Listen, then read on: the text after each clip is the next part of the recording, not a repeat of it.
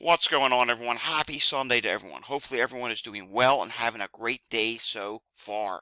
It is time now for the Sunday weather update for Sunday, June 23rd, 2024. If you're new to my channel, this is where we do the daily weather update for the United States, talking about all of the weather happenings across the United States. Today's focus is going to be on severe weather. We have a significant severe weather threat for today up in portions of New England, and yes, this does include the threat of tornadoes. So you do want to be weather aware if you're up there today. If you're new to my channel, subscribe down below. Give this a thumbs up. Hit that notification bell. You'll know when I do my updates. Leave a comment down below and share this with anyone you know. All right, without wasting any time today, let's get right into this. As stated, we do have a significant threat of severe weather in the Northeast. You have all this heat and humidity that is down in New York State, Pennsylvania, and points southward and westward. But you also have a warm front here across portions of the Northeast as well. That is trying to lift north at the same time.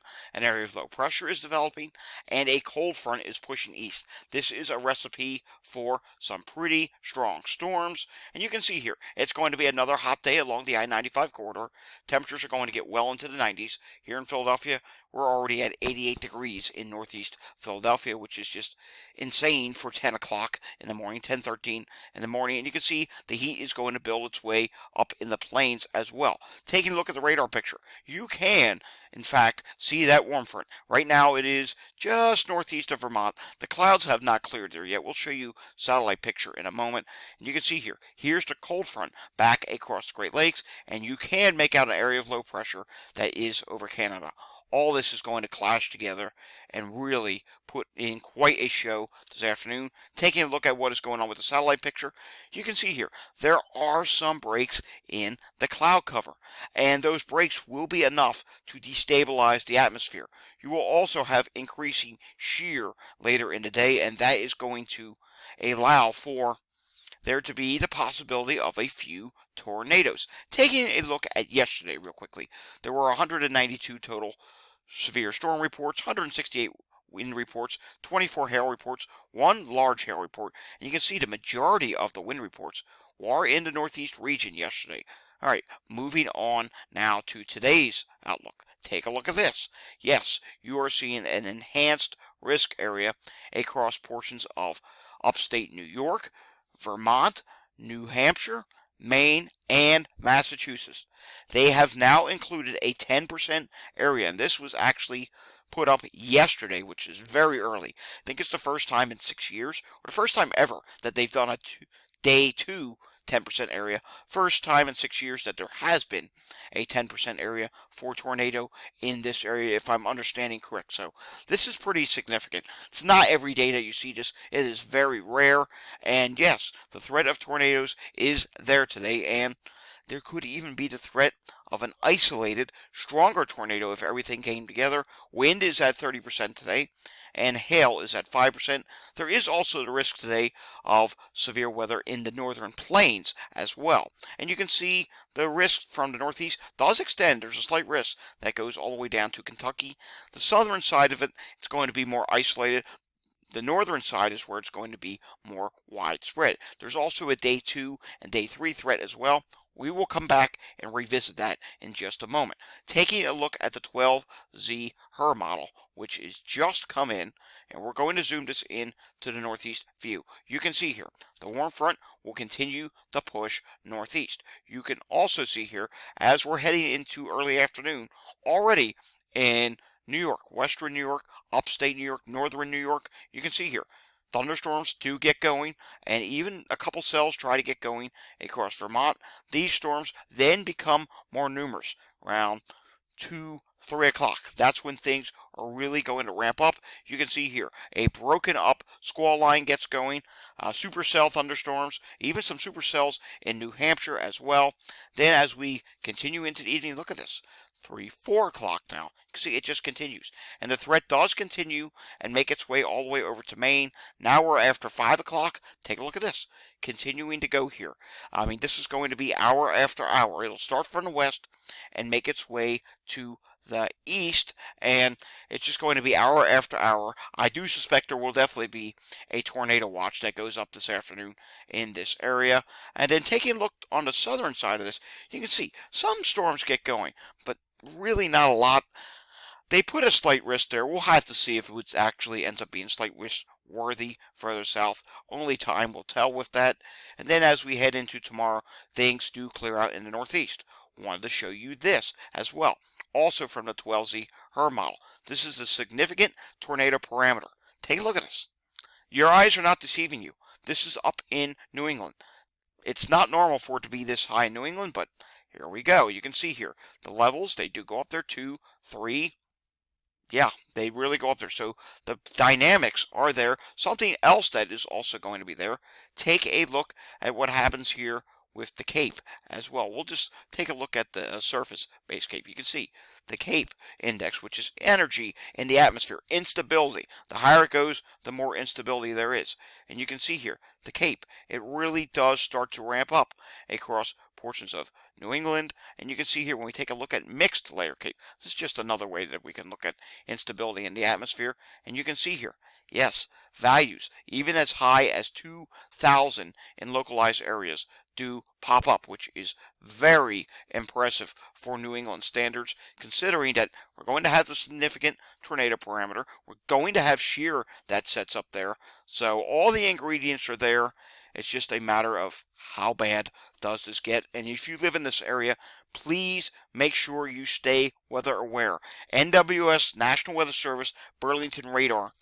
It's not the best. They may be relying on surrounding radars to help them with issuing tornado warnings today, so please be weather aware. Today is an unusually significant day for New England, and if everything pans out correctly in terms of these supercells, there will be multiple tornadoes, maybe even an isolated stronger tornado. Just because you live in the Northeast, the terrain, that doesn't mean anything. Because it's mountainous, that can sometimes enhance tornadoes. This is just an unusual setup, and you really want to stay weather aware in the Northeast for today. But it does not stop there. Going back to the Storm Prediction Center, we go to day 2.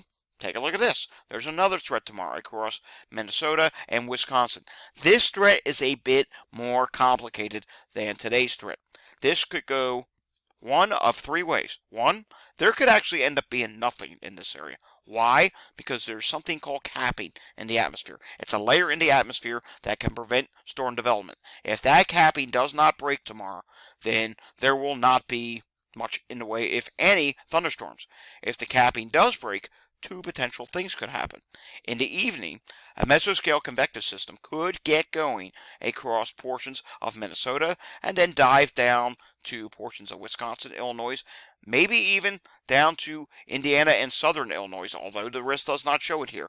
Some modeling has suggested that there could also be maybe some discrete supercells, which would be the second option that could pop up ahead of this, then the MCS. So there are a lot of uncertainties with this, but I'll read the risk probabilities. 2% tornado, wind is 15%, hail is hatched at 15% at this time. Again, don't take any of this seriously at the moment. We're not going to know what's actually going to unfold with this probably until tomorrow. So all these risk levels, if that cabin should break, this risk level could significantly go up. We could see an enhanced risk area added. This could significantly change. But let's go over to the modeling. Let's zoom this out now, and we can see here.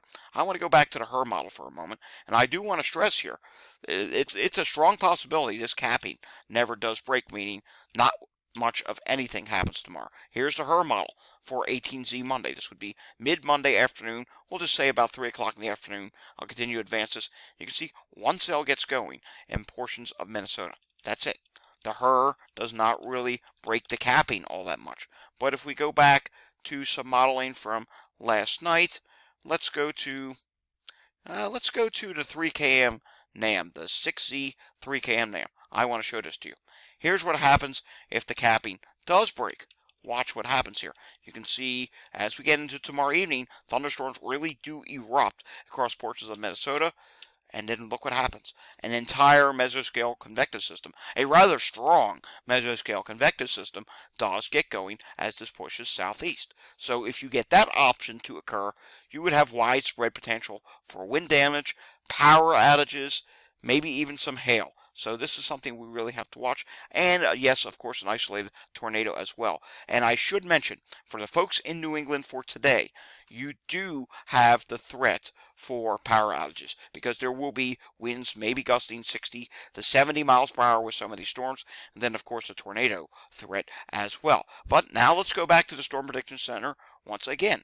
Day 3, there is also a severe threat across portions of the Great Lakes and Midwest. Chicago, this includes you, right on back into Iowa, Missouri, Illinois, Wisconsin, and Indiana. There could be yet again another mesoscale convective system threat, and we can show you that on the NAM. We'll have to go back to the 6Z NAM.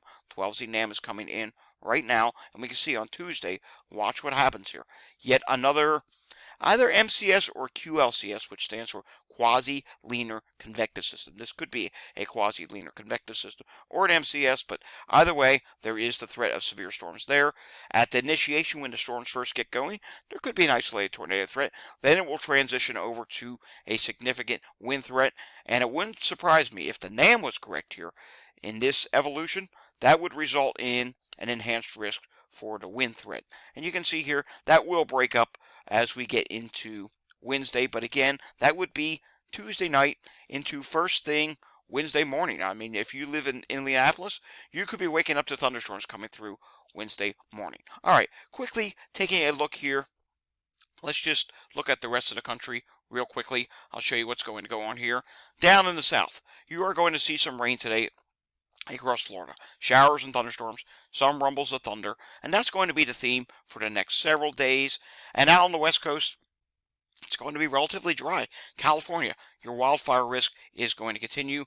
Taking a look at temperature, you can see here that the heat that is in the northeast, it's going to push southward and then back to the west. So you will get some relief in New England, but that is going to be short-lived. Watch what happens as we head into later next week. You can see here, you do get some, really nice relief up in New England. Even some lows, at least here on GFS, that get into the 40s and 50s. Yeah, that's really impressive. But the long range, eventually, the heat is going to come back again. You can see already by Saturday. Look down around Washington, D.C. Back to the 90s once again. And eventually, that will make its way back to the Northeast. GFS is a little less bullish on that happening now. We can actually go over to the European. And the European continues to say that eventually the heat will come back for the Northeast. And we can see here. Here's the European, which is showing a much hotter picture along the I-95 corridor. We'll have to see. Maybe the GFS is coming onto something, and maybe the northern jet stream will actually dip down a little bit. Should that happen, you know what that means. More shower and thunderstorm threats, more severe weather threats. So it's something we'll have to watch going forward, something that only the GFS is showing right now, as you just saw there, where that little bit of a relief from the heat comes. We'll see. July is expected to be relatively hot. Alrighty, recapping what we showed at the top of this video, and that is that today there is a significant threat for severe weather in the Northeast. If you're in Vermont, New Hampshire, even Maine, New York, Massachusetts, please take this seriously. This is not a normal severe weather day for you where you get a couple gusts of winds, some lightning, and the storm's over with. No, there is a tornado threat for today. Again, a rare 10% hatched area is off for portions of Vermont, New Hampshire, western Maine, eastern New York, and portions of Massachusetts. Yes, this could even include an isolated significant tornado. Please take this seriously.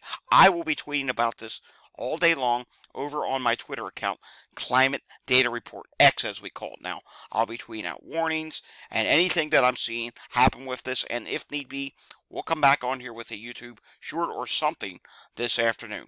Alright, please stay weather aware, everyone, for all these threats today, tomorrow. We'll have an update tomorrow on what's going to happen with that threat. Hopefully we'll have a better picture as to whether or not the capping is going to break tomorrow. Until then, stay safe, everyone. Have a fantastic day. Give this a thumbs up. Subscribe down below. Share with anyone you know. Hit that notification bell. You know the deal. Leave your comments down below. Let me know. Do you live in the enhanced risk area in New England today? If so, let me know down below.